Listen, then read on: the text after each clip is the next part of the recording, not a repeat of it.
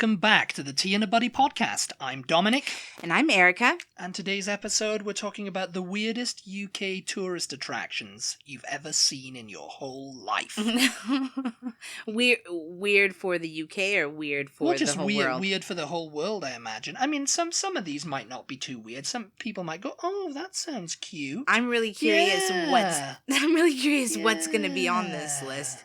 Yeah, I picked out about 6 of them. Yeah. So. I wonder, because You wonder. You what, mate? I mean, I don't know what you've chosen for us to talk about, but we have some weird tourist attractions. No, you don't. In America. Everything is very American over here, and it goes with America. I mean, I've heard rumors and things over time of, like, a huge ball of yarn and things like that, you know? That's the huge ball of yarn that was left there for the huge cat to play with. You just need to find the huge cat to come and get the huge ball of yarn. Well, I don't know. So are these things that They're you just kind of like are they unusual, gimmicky? Kind of gimmicky, some of them are, yes. Who are these people who like to go see these things? Who are these people? Are you one of these people that likes to go see gimmicky tourist attractions? Because you think, oh yeah, the UK has got Big Ben, the Houses of Parliament, Buckingham Palace, Stonehenge. I mean, that's a weird tourist attraction, isn't it? On its own, it's just stones. Isn't it, really? Sort of, I guess. But yeah, no, there's a lot more stuff out there. I mean, really, and I know it exists outside of just the UK, but I always find Madame Tussauds a bit like of a weird attraction. Like, why does anybody want to go see waxworks of famous people? Yeah, just to take a photo with them, I guess. Yeah, this is kind of like walk around a museum. It's a little bit macabre, isn't it? Well, I don't know, because they're not always dead. Well, no, but it's still like they're lifelike. It's almost like they've been stuffed. It's like taxidermy for celebrities. I don't know. Some people love it, though. Well, I mean, I don't. I mean, it's not my bag. And it's been around a long time. We've never been to Madame Tussauds.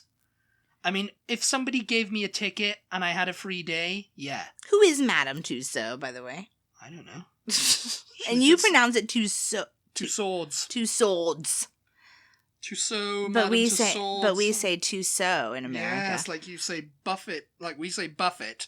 Yeah. You say buffet. So very, very, so she's French then, is she? Yeah, I guess. Madame. I haven't researched her. So I don't know her personally, or I never did know her, actually. One time when I was really little, we went to some wax museum when I was a kid in LA. I don't think it was a Madame Tussauds, but maybe it was. No, I think it was was it very hot in there and they were all freaking melting? Ew. I want to say it was something like Hollywood Waxworks or something like that. Yeah, I mean, there's Madame Tussauds. And there was a Star Trek. Now. You love Star Trek. Yeah. There was a bridge of the Star Trek Enterprise. And they got James Bond and everything. And they're all sitting there at the helm and everything. It's like, with all the lights and... Yeah. Yeah,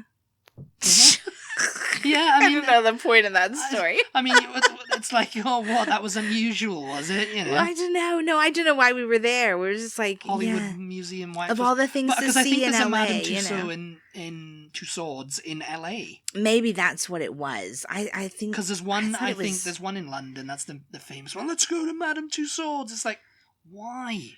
Yeah. I don't know. Maybe, I don't know. I mean, I've never been there. Maybe it's a fun day out. If you've been there, let us know. Let us know. Fun day out. Let us know also any just weird tourist attractions. Maybe. I mean, another one in London is the London Dungeon. I think that's a bit of a weird.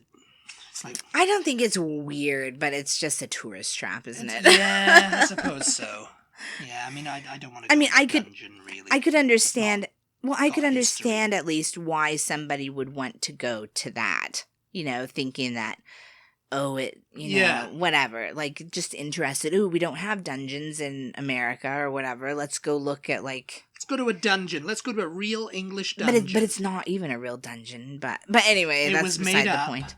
For the purposes of tourists. But it's not wax figures, I don't get it. I don't know. Yeah, I mean, I don't get it either.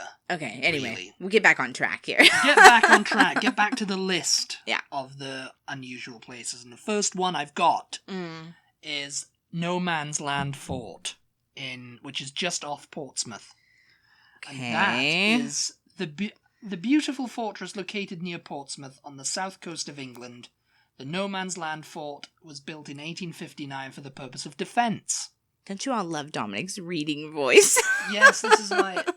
Could we have more echo on the mic, please, Peter? Thank you. Yes. You know, you just and like... Can we have better mics, please, You're just Peter? like talking regularly, and then all of a sudden, the beautiful fortress located I'm near reading Portsmouth. it out. I'm reading it out.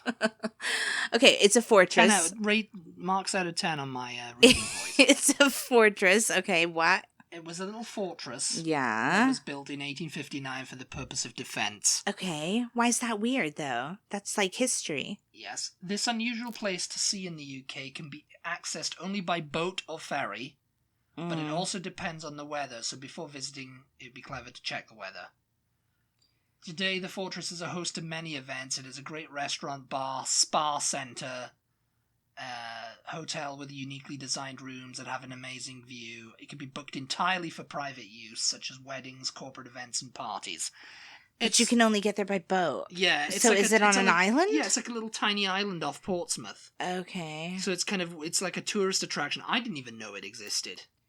Have we seen that on YouTube? No, I don't think anyone's been there on YouTube. We'll be the first. Or maybe it wasn't YouTube. No. I can't remember, but I feel like it sounds actually quite cool. Actually, it doesn't sound weird.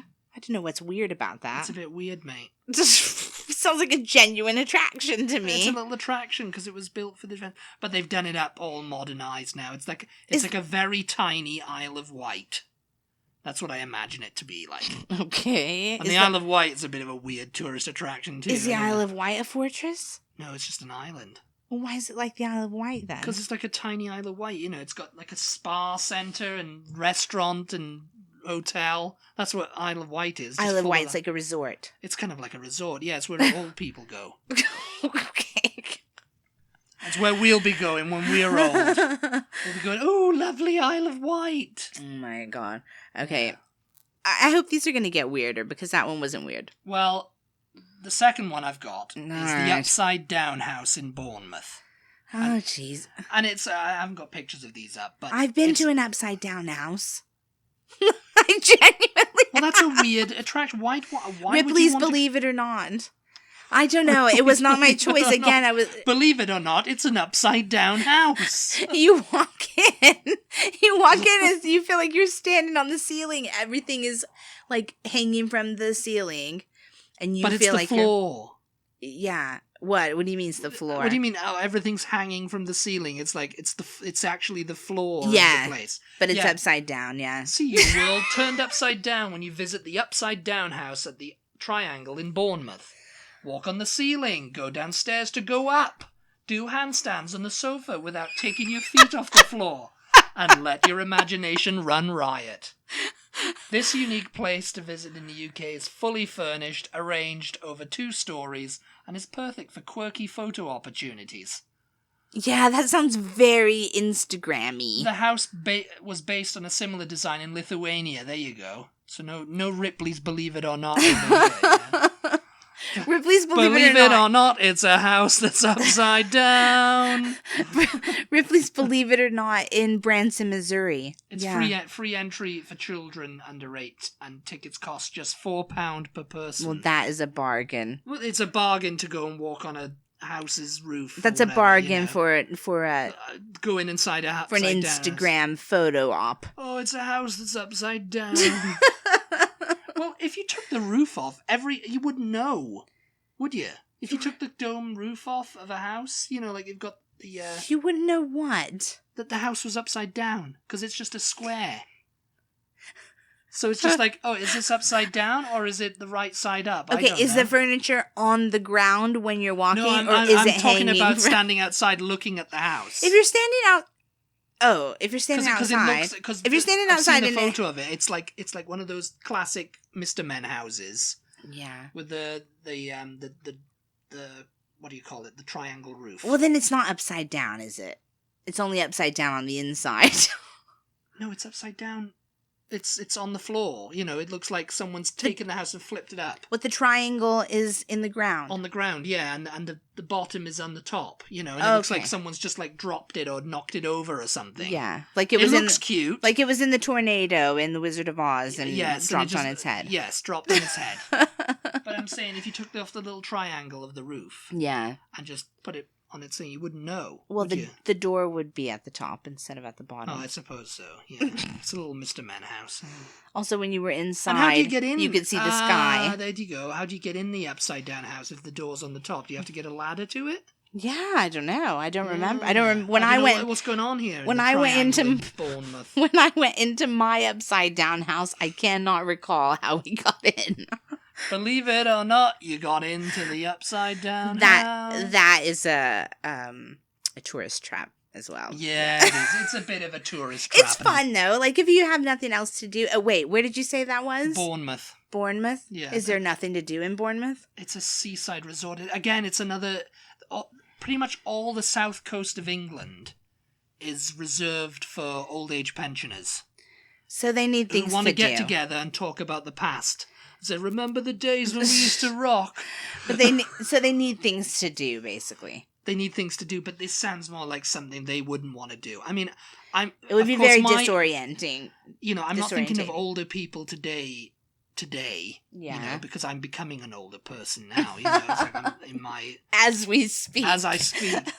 But when I was a kid, older people were, like, very old. They had white hair, and they were very old. It was like they've been around since at least Roman times. Yeah. You know, grandmothers and everything, they got white hair and everything. We were just saying the other day, weren't we? Colours. We were going to my niece's choir concert the other day, and there was, like, a 3-generation kind of family of women walking in front of us.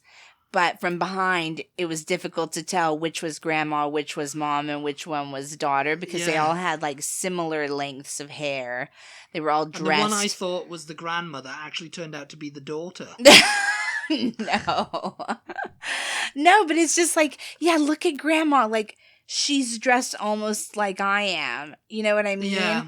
And it's just like, that is not how grandmas looked when I was a kid. And, you know, it's all very much, you know, skin doesn't look wrinkled or anything like that, you know. Yeah. It's like, you know, it's like, oh, maybe she's a little bit older. But it's like, you know, surely she cannot be more than 45. You know? Yeah. And it's just kind of like, what? You know, it's just like, yeah, because when my gran was like, I think when I was a kid, my gran was like in her like late 60s, early 70s.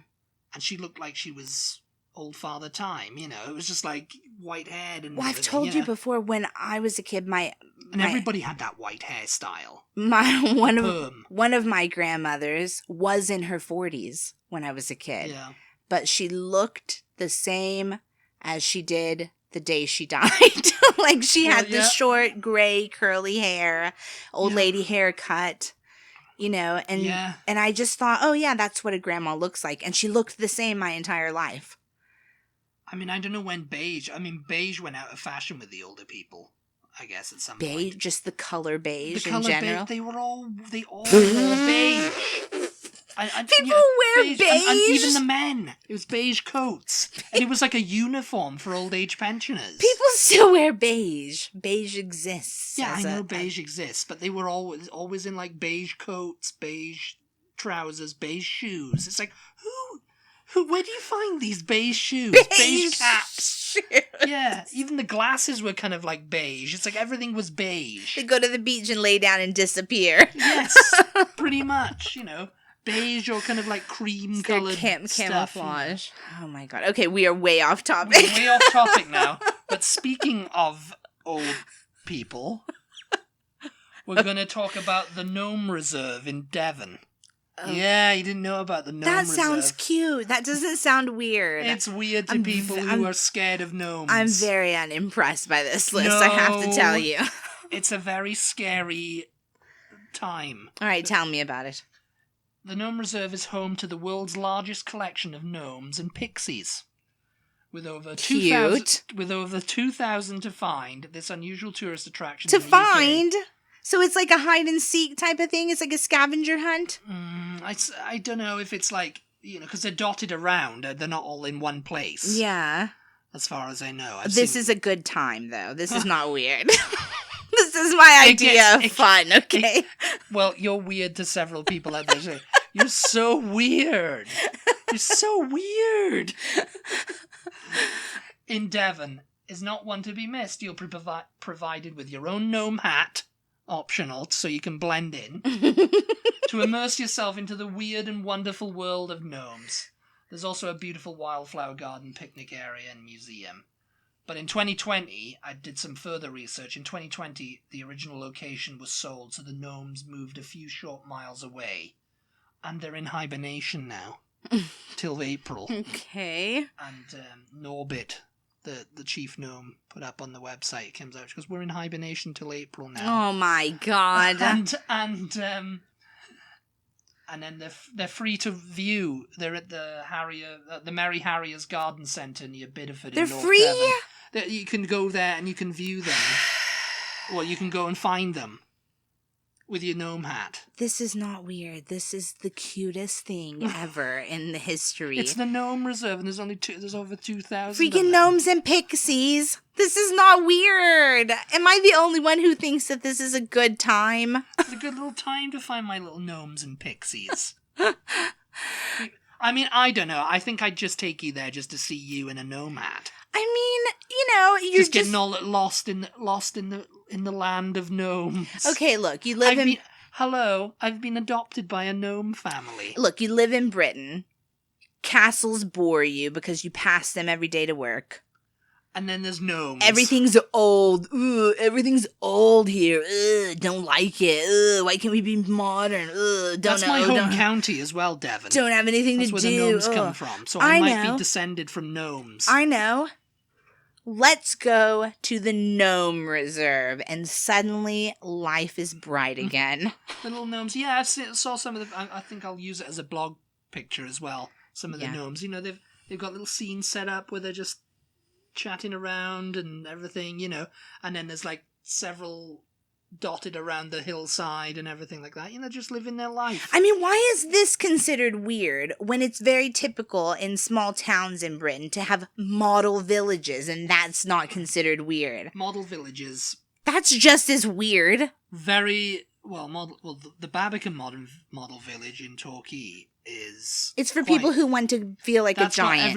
That's got everywhere though. I think that's got worldwide scenes. You know, you've got Times Square in New York. You've got Piccadilly Circus in Times London. Square in Britain. Hold the phone. A miniature version. A miniature you on Times Square.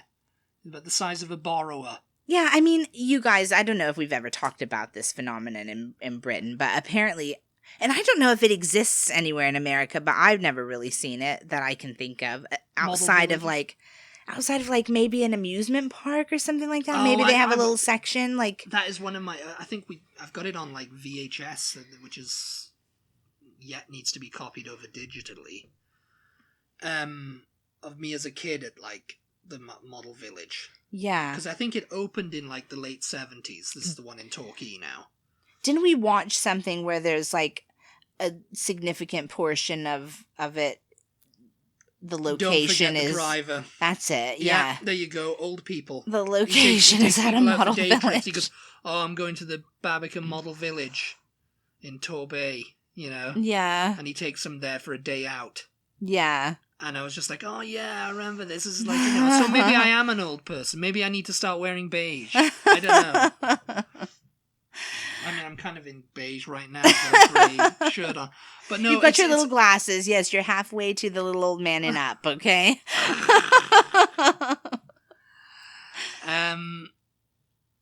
Yeah, no, it's like, I just loved it, you know, and I think we went back there again when I was But I mean, that's older, not considered weird, you know, because maybe it is. Maybe I should put it on here, the model village. I mean, did you get this list from somewhere, or did you It was the weirdest and wonderful, it was called. Oh.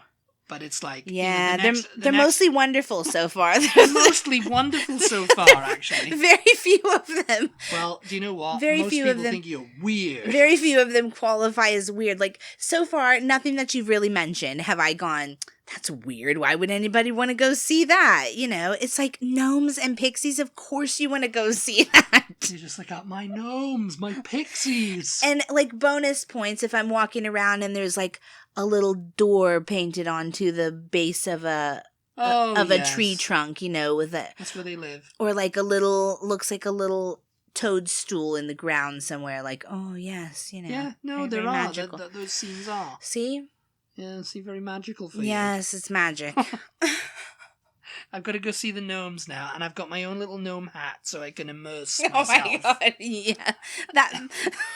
Just imagining you in the gnome hat is the best thing about this. That's taking it a little bit far. No, I mean, come on. You put your little gnome hat on, and you can get a little fishing rod too and go, because don't they that's have what wings? they usually do. Why don't they have wings? You're talking about the pixies. Yeah, if it's about pixies also. I don't know, I didn't see any pixies. You're too slow to see them. You can't see pixies, yeah. The gnomes are just there like, ha ha ha, and they're just like, ha ha ha. And then there's like, some are kind of life-size, but some are small. Some people find gnomes really creepy, though. Well, there you go. Some people creepy and weird. Yeah, I guess weird. So. Yeah, I guess so, yeah. Now you're coming back to it. But anyway, this one is a bit of a weird one. The Plague Village, which is in the Peak District. This sounds great. A long time ago, there was one village that tried their best to stop the spread when the plague ravished almost a third of the population in Great Britain. Eam, perched within the Peak District, or Iam, I guess it would be called, is a tiny little village that totally isolated itself from the rest of the world in the 1600s. Oh, have they made a movie or something about this? They've talked about it before, somewhere. Yeah, I've heard about this, I think. After a tailor came back to the village from London, this weird place to visit in the UK was discovered. I know where I've heard about it. Horrible histories. Horrible histories, yeah. It was discovered he had brought the plague back with him. Slowly people began to die and succumb to the plague itself. This time the plague hadn't spread into the Peak District, so the village collectively decided to isolate themselves. Horrible histories, Did they wear masks also? Well, they probably did. Or they wore those... Didn't they wear those, like, beak Yeah, things? what was that all about? That was the Black Death. But why did they have a beak? We don't know. I don't know. I guess it was just to make it look as scary and sinister as possible. And they had those like bee smoke things, didn't they? To like ward it off. I remember seeing some of them carry those like lanterns and stuff, thinking it would ward off like the plague. You know. Okay, so this is a village. This is a tiny that village. Managed to keep. It's called the Plague Village. That managed to keep the plague out for a while. Until a tailor came back from London and promptly tried to... Why'd they let him in? Well, they probably didn't know. He should have quarantined for 14 they didn't days know he came first. Back, did they? I mean, they didn't have anybody. It's like, so-and-so's back in the village. Where's he been? Oh, London. Oh, wait, he's got the plague. People are starting to die. Yeah, there's a horrible histories about this. Yeah. And he just says, he's got these sores or something. And they're just like, what's that? And then he just drops dead. And everyone... What's that? I don't know. That's my shortened version. You can't give the gnomes the plague, though. It's my shortened version of that story there. But yeah, so what are you seeing when you go to this village then? You're just seeing like, this is where they all died, I guess, or where they had the plague. Yeah. You know, they isolated from the plague. Yeah, I mean, it's kind of a weird kind of thing. Yeah, that one's weird. Yeah. I mean, it's not weird, mate. I mean, it's not weird if, like, because it was in the 1600s, like, if the village is still standing and it's quite, like... And the people are still alive. No, if it's still standing and it's quite, like, historical to look at, you know, that's not so weird. But if you want to go there just because, everybody in this village died of the plague, then yeah, that's pretty weird. Plague. The next one is the Loo Bar in London. If you have never experienced drinking in a public toilet, now is a perfect chance to do it. London is host to many loo bars, and the interest in such bars in public toilets is over the roof. Very... through the roof. Through the roof. I didn't write this, okay? This is from a blog post, theadequate.co.uk, I think it was called. Very unusual, but very great interest. The old public toilets are renovated as bars and club restaurants, which is a bit surprising, but very interesting. Definitely on the top of the list of unusual attractions in the UK and worth a visit. It's basically a renovated public toilet that they turned into a bar. You know, like the old phone boxes, they turn into coffee dispensers and all that. Yeah. And they got some guy there, like a, looks like a hipster, he's there like that with his thing. What would you like, sir? And it's just like, well, I'd like to use the phone, actually. I would like to get a coffee. I mean, it's not weird. It's just stupid, isn't it? It is, yeah. It is. Like, why would you do that? I don't know. There's a lot of, stupid bars, though, in big cities around the world. Well, yes. They try to come up with some sort of gimmick. I built it, I've just put a bunch of Wellington boots on my house and I'm calling it the boot bar, or whatever. Yeah. The galoshes or whatever. Put them on. Why do we put them on? I don't know. I just came up with that. So there you go. Someone can nick that. You've put them on. Oh, I've put them on my house. Oh, and these Wellington boots, they're very old, and just I'm calling it the boot bar. It's in the shape of a boot. That's not weird. It's just stupid. Next. Stupid. Anyway, the last one we've got here now. Yeah. Is the Singing Ringing Tree in Lancashire. Okay. The Singing Ringing Tree plays chords through the pipes using the wind. It was created in 2006, with a second built in Texas 11 years later. This tree is a large musical sculpture, and the steel pipes of this sculpture are used to create sounds. It is 3 meters tall and is designed to have different sized pipes on different layers, so it can create a number of different chords depending on the wind. And a second one opened in Texas in 2017. I don't know where in Texas. Well, we should have found that out, shouldn't we? Singing Ringing Tree. Yeah, that's not weird. That's like art, isn't it? It's like... I mean, it's probably up near the Panhandle, I guess, the one here, because, all the wind. I don't know. They probably have this woo-wee, woo-wee, Yeah, that's really cool. I want to see that. Lancashire gets pretty windy, too. So. Yeah, again, that's not so weird. It's not so weird. I want to see it, but it's a bit unusual. That's why? That's art, isn't it? It's art, mate. It's art, or it's like, let's try this and see what sounds. Let's try this and see what sticks. It's better than the boot bar. Well, yeah. Putting boots on your roof and calling it a bar, yeah, that's not a great idea. the Singing Ringing Tree. I mean that kind of stuff is like, to me, it's gimmicky. It's like, oh yeah. I don't think that's gimmicky at all. That's like art or even like science. What sounds. I suppose so. If it was like made into a learning experience. Well, yeah. I think that can be really. It's like depending on what it looks like too. Like if it's really sculptural and really beautiful to look at, then obviously I think it's they're like just pipes. Just. Why is it called a tree then? Because it's pipes laid out and it looks like a tree. Well, then that's art. If it's pipes in the shape of a tree, it's art. If it's pipes just all lined up next to each other, they can hardly call it a tree, can You're gonna live with the gnomes, okay? I'm sending you back to the gnomes with your little hat on. No, I think the Singing Ringing Tree sounds like something worth seeing. And I want to know where the one in Texas is. Well, we'll look it up. Actually, maybe we'll pause this. And I'll come back to you through the magic of technology. And I'll just have the answer for you in 5, 4, 3, 2, 1.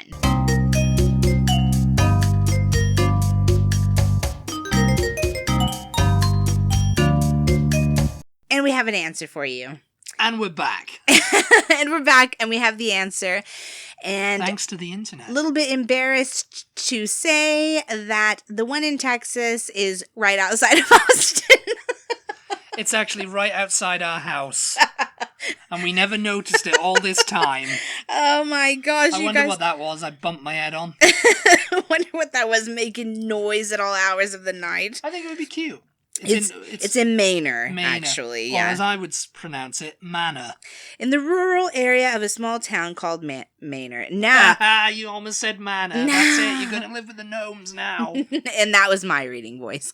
Yeah, so maybe we'll have to go see that sometime. And the picture that the Wikipedia has, it actually looks like some kind of bizarre spaceship rather than a tree. It looks like a foot. It looks like It looks like an upside down foot. It looks like. There you go. No, it doesn't. Yes, it does. That's the soul. Oh yeah, of the, right. Yeah. And this is the toes here. Yeah. Okay, yeah, I guess so. So there you go. You can go see the upside down foot, or you can go see the upside down house. But it also looks like a yours. spaceship with some kind of like thing that's sucking you up into the spaceship. Yeah, it looks like a tornado spaceship.